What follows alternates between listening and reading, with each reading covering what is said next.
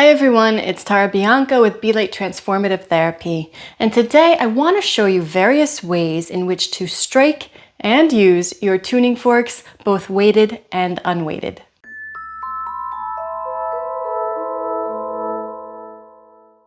Today we're going to look at 4 ways in which to strike the forks. So the first way is going to be on the body. The second way will be with a rubber activator. The third way will be with a rubber mallet. And then the fourth way will be just plain old fork to fork contact.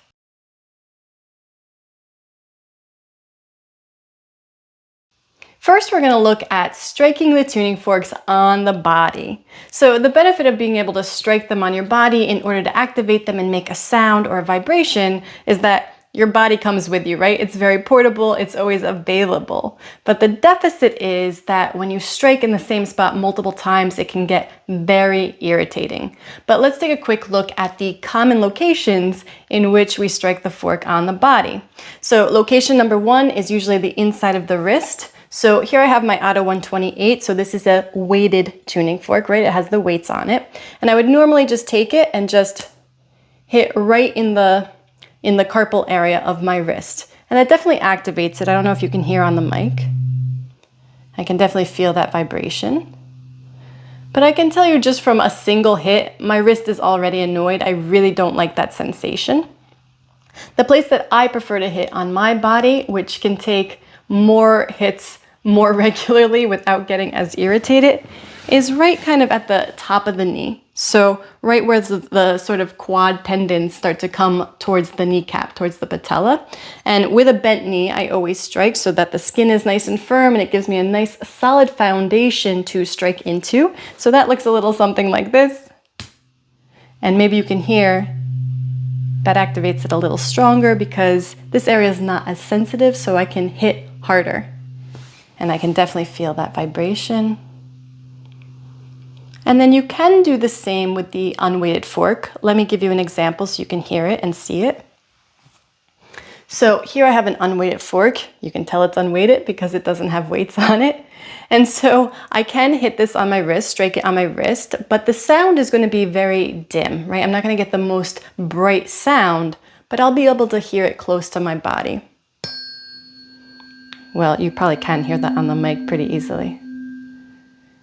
And when I get it closer to my ears, it's very apparent.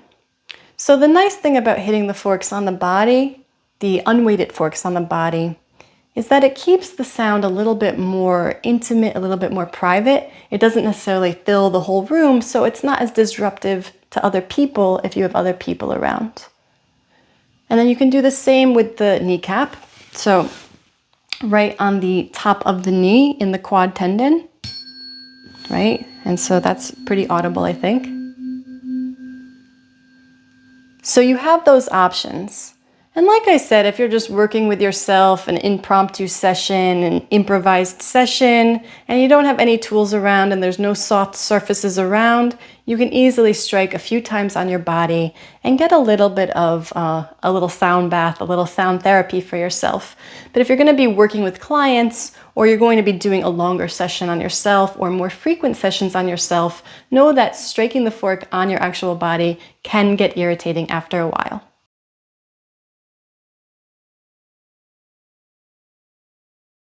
Next, I want to show you this very handy rubber activator. So this is something that I purchased from a website called SWB256, and I will be sure to include this link in the video description if you're interested in buying something like this. They have 2 sizes. This is the smaller one, and then there's a slightly larger one. BioSonics, where I always buy my tuning forks from, they also have a rubber activator.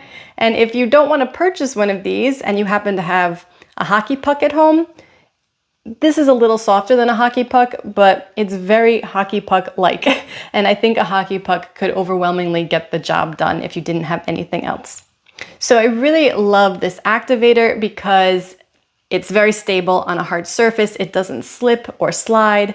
It is the perfect softness so that it's hard enough to really activate the fork, but it's soft enough to have some give, so you never really damage the rubber and you never damage your forks. And it gives a nice sound and a nice vibration. So let me show you how it works. Very simple. So instead of striking on the body, you just, so this is my weighted tuning fork. This is my Auto 128. And I have a nice solid vibration now. And because I don't have to worry about hurting my knee or my wrist, I can strike a little harder on this thing. And when I strike a little bit harder, it tends to let the vibration last a little bit longer. And so that's a real nice benefit, a real nice plus, that I don't have to strike it as often. And I can get a little bit more vibration out of it. Now this also works for the unweighted forks. So here I have my unweighted. And I think you can hear that pretty audibly, right? So it really gives it a nice ringing sound. And what I like about striking the rubber is that this rubber doesn't make a very loud thud. It's not very interruptive. I have had items where I've tried to use them to strike the fork and save my body, but they make a very audible thud in and of themselves. But this one's pretty muted, pretty unnoticeable. So I really enjoy this rubber activator.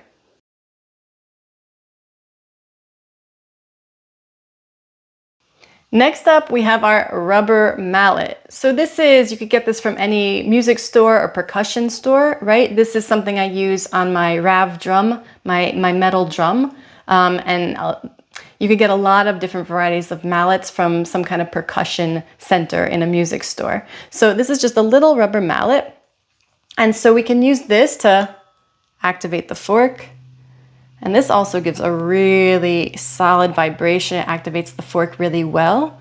What I like about the rubber mallet when I'm working on myself is I don't have to remove the fork from my body to strike it, right? I can just move and strike, right?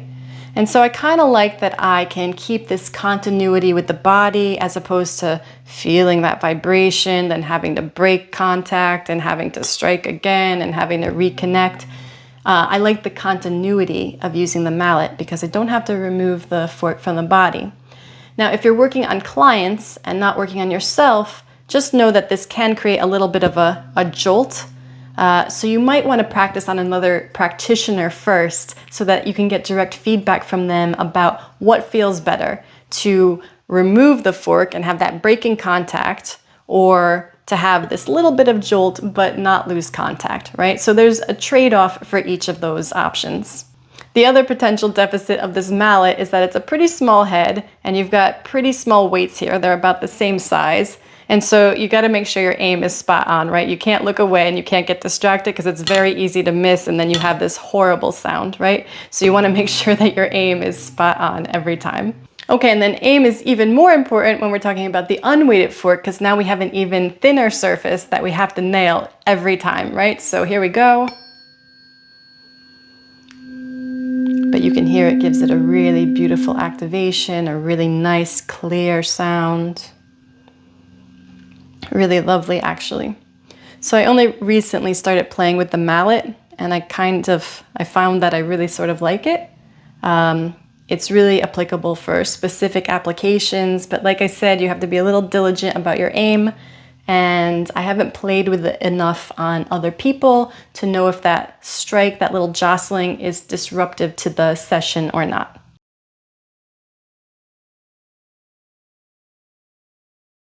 Okay, and the last method that I want to show you is just to strike one fork on the other. Now, this does not work for weighted tuning forks, so please do not try this with weighted tuning forks. You're not going to get the desired outcome that you're looking for. But with unweighted tuning forks, we can use one to activate the other, and then they're actually both activated. So now when we're striking metal on metal, this is definitely going to be a lighter, brighter, more pronounced sound, and you may want that or you may not, so you have to play with it.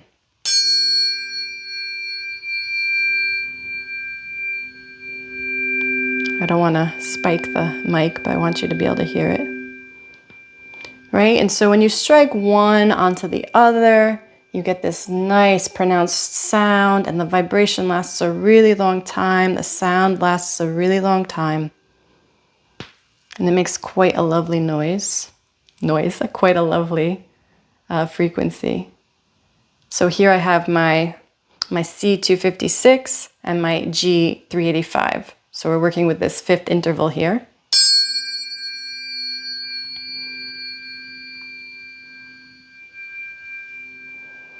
Okay, and I want to show you one more thing before we close up for today.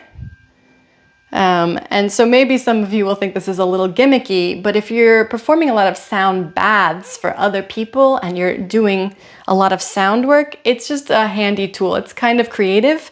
Now, I'll put a link to purchase one if you're interested, but I think you could easily make this as well. So this is something that BioSonics sells. They call it a concert ball. And I do find that it comes in handy if you are going to be playing with a lot of different forks and you don't want to manage them with one hand, right? So sometimes it gets complicated to hold 3 or 4 forks in one hand. They can slip and then they make this horrible sound, or your hand starts to cramp and you have to put them down. So there's challenges to it. So I like this because you can put up to 5 forks in here without them hitting each other. And then you have your other fork over here that you can use to activate them, or you can use your rubber mallet to activate them. Now, the density of this ball, it's definitely harder than the rubber activator. This has more give to it. So I'd say it's kind of the density of a lacrosse ball. And I know lacrosse balls are so popular nowadays. So I think if you had a lacrosse ball and you had the right bit size in your garage and you wanted to drill these holes, if you wanted to measure and drill these holes, I think you could easily make your own. But for those of you who are interested, I'll put the link in the video description anyway. And let me do a quick demonstration for you of how this works. Okay, so that you know what I'm putting in here, I have an F341.3 unweighted, right? I'm gonna stick that in there like that. So, you know, it's just a crude design. It's just a hole and you just stick it in. And then we have our G384. So I'm gonna put them in order of the keyboard. It's a little easier to remember which is which when you're not looking. And then I have this A426.7, okay? And so now you have 3 tuning forks in here, and this is really easy for me to hold and move around, and they definitely are not going to fall out, and they're definitely not going to hit each other, right? So, and it also gives me space to strike each of them without any problems. So it sounds something like this.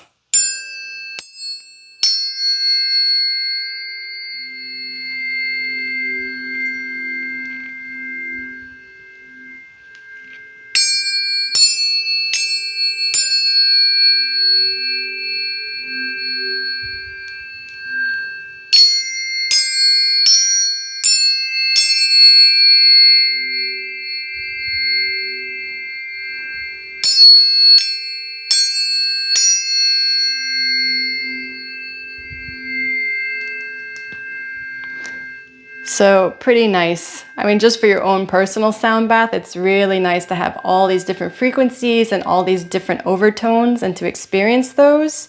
But I think you can imagine the application if you had to fill a really big room and project this sound to a bigger audience and kind of walk around the room and sort of work with each individual a little bit. This can come in really handy. That's it for today. I hope that this quick demonstration was useful for you and that it gives you a better idea of how to simply work with your tuning forks. If you have any questions or feedback, please leave those in the comments below. If you liked this video, please give it a thumbs up and please subscribe to my channel. Also, I've included a number of links in the video description with tuning fork resources for you, including my free video playlists right here on YouTube, as well as my Auto 128 Hz tuning fork manual and my brand new Tuning Forks for Anxiety Relief video series. I hope that you'll check those out. And if you'd like to further support my channel and the work that I do here, I am always so grateful for all of your donations. You may always do so by visiting my Buy Me a Coffee page. Thank you so much for watching, and I'll see you next time.